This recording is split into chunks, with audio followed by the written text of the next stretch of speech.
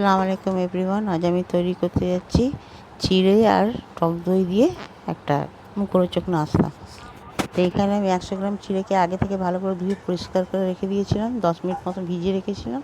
এবার চিড়েটা আমি একটা মিক্সিং জারে দিয়েছি এবং 3 চামচ মতো টক দই দিয়ে, ওতে জল দেবো না, ভালো করে গ্রাইন্ড করে নিয়ে তাতে আমি একটু গোলমরিচের গুঁড়ো, একটা ছোট্ট পেঁয়াজ কুচি, 2-3টে কাঁচা লঙ্কা কুচি, 1 মুঠো ধনেপাতা কুচি এবং স্বাদ মতো লবণ আর চাট মশলা 1/2 চামচ দিয়েছি।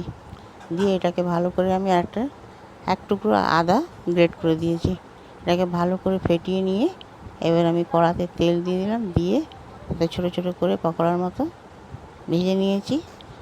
পকোড়াটা ভাজা হয়ে গেলে পরে এবার আমার সার্ভ করার জন্য রেডি থাকবে। তাতে আমি টমেটো কেচাপ থেকে সার্ভ করেছি। রেসিপিটি যদি আপনাদের ভালো লাগে তো একটা সাবস্ক্রাইব করে লাইক দিয়ে দেবেন। আল্লাহ হাফিজ।